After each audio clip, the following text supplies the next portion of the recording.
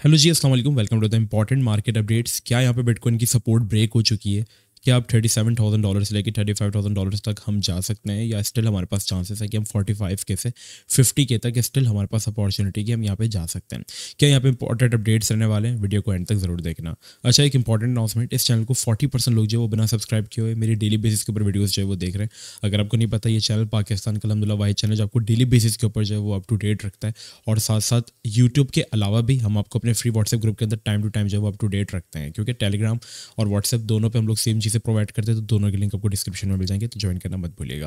Video को start करते हैं यहाँ पे सबसे पहले बिटकॉइन के अपडेट से। अच्छा, यहाँ पे बिटकॉइन जो है आपके पास बड़े ही सिंपल हम लेकर चलेंगे इसको, और यहाँ पर आपके पास ऑलमोस्ट यहाँ पे अगर आप देखेंगे तो 4 दिसंबर से, ठीक है, ऑलमोस्ट 1.5 महीने से आपके पास ये सपोर्ट जोन जो था वो होल्ड हो रहा था। सपोर्ट जोन वाला एरिया अगर आप गौर से देखेंगे तो वो $40,200 से लेके $40,500-600 वाला जोन होता था, जहाँ पे हम यहाँ पे बार बार रिट्रेसमेंट करते थे और वापस बीटीसी के अंदर हमारे पास बाउंस आता था। रिट्रेसमेंट करते थे, बाउंस आता था, रिट्रेसमेंट करते थे, अगेन बाउंस आता था, रिट्रेसमेंट करते थे और अगेन बाउंस।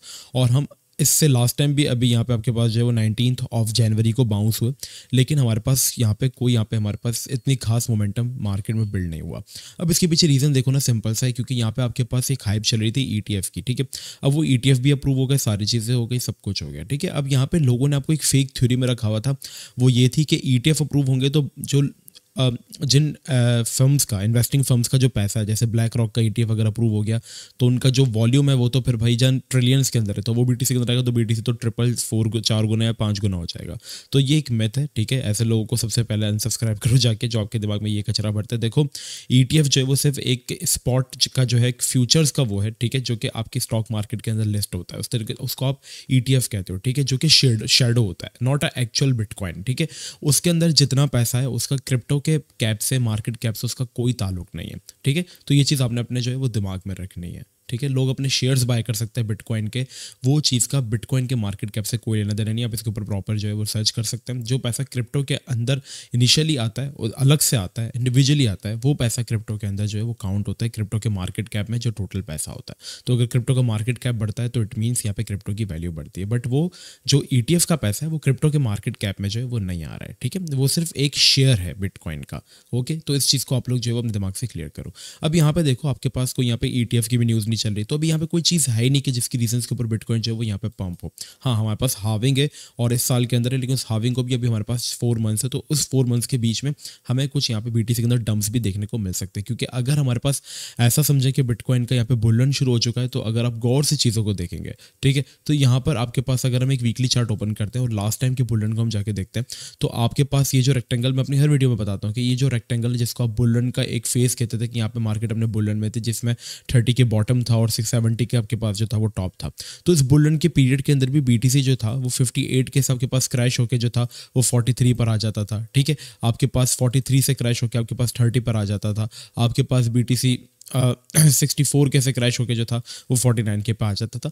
तो बुलन के अंदर भी नॉर्मली आपके पास जो थे वो 30% से लेके 20% से लेके 25% तक के करेक्शंस जो थी वो आती रहती थी। तो और it's a normal thing in a बुलन, ठीक है। और अभी भी अगर आप देखेंगे तो अगर हम कहें कि बिटकॉइन एक करेक्शन ले रहा है 20-30% की, तो दैट्स अ गुड थिंग, क्योंकि हम अगर करेक्शंस लेंगे, आरएसआई को अपना नॉर्मल करेंगे, साथ साथ हम सपोर्ट बनाते जाएंगे, क्योंकि अगर आप डायरेक्टली ऊपर जाओगे ना तो गिरोगे, ठीक है। लेकिन अगर आप साथ साथ अपने स्टेयर्स बनाते जाओगे, अपनी सपोर्ट्स लेवल को मेंटेन करोगे, तो आपके गिरने के चांसेस भी थोड़े से कम रहते हैं, ठीक है। तो इस तरीके से बीटीसी अपने लेवल जो है वो सस्टेन्स करता है, और यहाँ पर नॉर्मली आपके पास जो ये क्रैशेस आते हैं, इससे कोई बड़ा लेना देना नहीं है, क्योंकि बुल मार्केट में भी ये नॉर्मल चीज़ कहलाती है, ठीक है। अब यहाँ पे अगर हम बीटीसी को अगर हम एक शॉर्ट टाइम पीरियड के अंदर देखें तो क्या यहाँ पे अपडेट्स है, देखो सबसे पहले आपके पास अगर हम टेक्निकली देखें, ठीक है, अभी हम थोड़ा सा टेक्निकल्स के ऊपर रिलाई कर सकते हैं, क्योंकि फंडामेंटल्स जब तक हमारे पास बीटीसी के अच्छे थे, ईटीएफ अप्रूव होने वाला था, उस वक्त हम टेक्निकल के ऊपर रिलाई नहीं कर सकते थे। भले पे डबल टॉप था, उस वक्त फंडामेंटल्स बहुत ज़्यादा अच्छे थे और हर कोई यहाँ पे जो था वो खरीद रहा था, ठीक है। लेकिन अभी कोई कैटलिस्ट नहीं है, तो अब हम यहाँ पे जो है वो टेक्निकल्स के ऊपर थोड़ा सा रिलाई जो है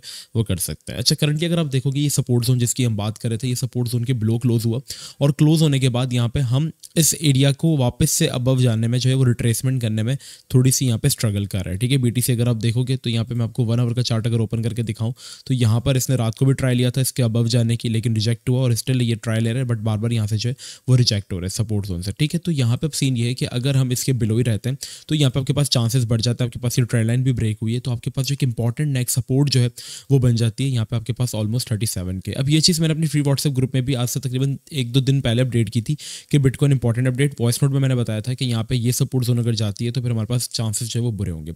अब कल रात को यहाँ पे देखो ना, मैंने आप लोगों को बचाया कैसे, ठीक है, इधर आओ, यहाँ पे अगर आप ये चीज़ चेक करो ना तो यहाँ पे so here is the clean analysis. BTC broke 40,400 but still below close नहीं हुआ, स्टिल बिलो क्लोज नहीं हुआ है। क्लोजिंग के बाद कंफर्मेशन होती है कि सपोर्ट ब्रेक हुई है या नहीं, ठीक है, क्योंकि यहाँ पे जब हम इसके नीचे थे तो मुझे काफ़ी ज़्यादा मैसेजेस आ रहे थे कि मुबशर भाई कि हम 37 के या 36 के तक के लिए शॉर्ट करते हैं।